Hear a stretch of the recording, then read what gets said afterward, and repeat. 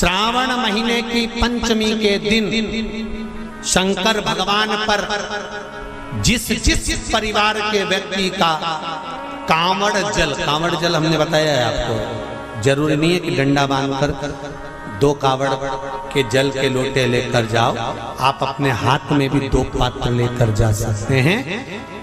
पंचमी तिथि के दिन हाथ में 2 लोटे जल के 2 कलश जल के जब हम शंकर भगवान को चढ़ाते हैं कि पंचमी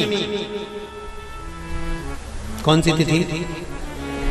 पंचमी, चाहे वो शुक्ल पक्ष की हो चाहे वो कृष्ण पक्ष की। श्रावण महीने की पंचमी के दिन शंकर भगवान पर जिस जिस परिवार के व्यक्ति का कांवड़ जल हमने बताया है आपको, जरूरी नहीं है कि डंडा बांधकर 2 कावड़ के जल के लोटे लेकर जाओ, आप अपने हाथ में भी 2 पात्र लेकर जा सकते हैं। पंचमी तिथि के दिन हाथ में 2 लोटे जल के 2 कलश जल के जब हम शंकर भगवान को चढ़ाते हैं तो ऊपर जो कमंडल होता है शिव जी के ऊपर जलधारी होती है, जिसमें जया, विषहरा, शामली, बारी, दौतली और देव, शंकर भगवान की 5 बेटियां जिसमें विराजमान होती हैं। जब हम जल समर्पित करते हैं, हमारे पीढ़ी में, परिवार में अगर कोई अधोगति में मर गया होता है, कुंवारी अवस्था में चले गया होता है, गर्भ में मर गया होता है, गर्भ के बाहर निकल कर भी अगर कुंवारी अवस्था में चले गया होता है, तो श्रावण महीने की दोनों पंचमी पर परिवार का अगर कोई एक व्यक्ति भी जल चढ़ा देता है शंकर भगवान पर, तो सर्प की योनि में नहीं पड़ता, जीव मुक्त हो जाता, प्रेत योनि में सर्प की योनि से मुक्त हो जाता।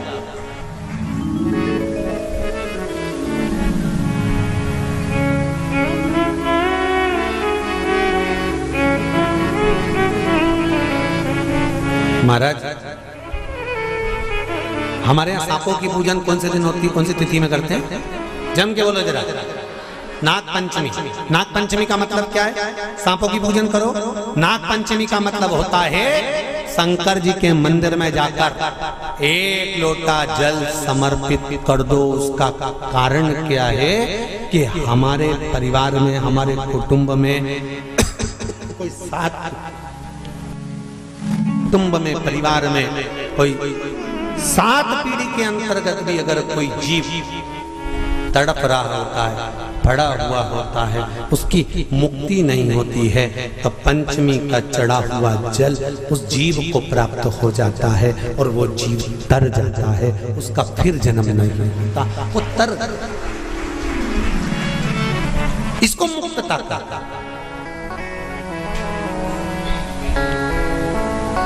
इसको मोक्षता कहता है।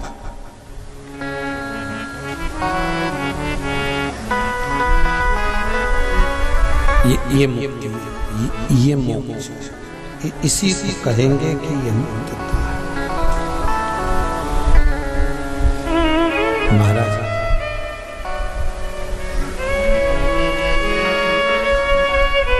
पंचमी के दिन,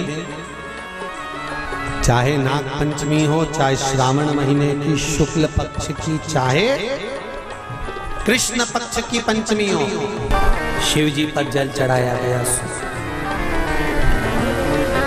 और समझ लो अच्छे से, श्रावण महीने की पंचमी के दिन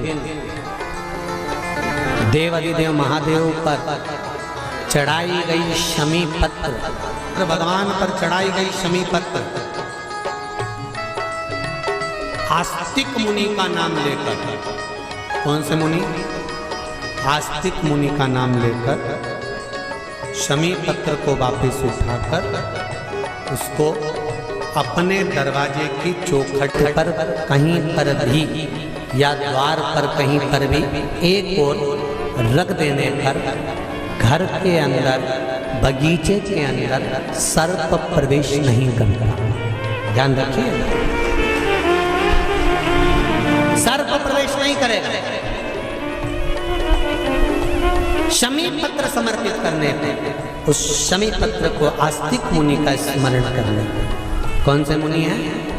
आस्तिक मुनि का स्मरण करने पर भीतर घर के अंदर बगीचे में सर्प भी प्रवेश नहीं। उस शमी पत्र में जया, विषहरा, शामली वारी, दौतली और देव, ये पांचों कन्याओं का भाव प्रकट हो जाता है और वो कन्याएं हमारे घर के द्वार की रक्षा करती हैं। तो जया, विषहरा, शामली वारी, दौतली, देव, ये उस घर में निवास करती हैं जिससे ये घर में हम रक्षा कर सकते। हफ्ते 2 हफ्ते में, महीने भर में एक दिन ऐसा बनाओ, अगर मेरा भोलेनाथ तुम्हारी नहीं सुन रहा है तो 1 लोटा जल, 1 दुर्वा और 1 बेलपत्र, ये 3 चीजें लेकर जाओ। क्या क्या ले जाना है जम के बोलो जरा? 1 लोटा जल, 1 जम के दुर्वा और 1 बेलपत्र, 3 चीजें लेकर जाओ। और 3 चीजों को सबसे पहले जो लोटा भर के जल लेकर गए हो वो गणेश जी का स्थान जानते हो ना सब लोग? समझना जरा अच्छे से समझ लीजिएगा। शिवलिंग, जलाधारी, अशोक सुंदरी, गणेश जी, कार्तिकेय। 1 लोटा जल जब चढ़ाओ तो पहले गणेश जी का स्थान, फिर कटी भाग, फिर शिवलिंग। समझ में आ गया?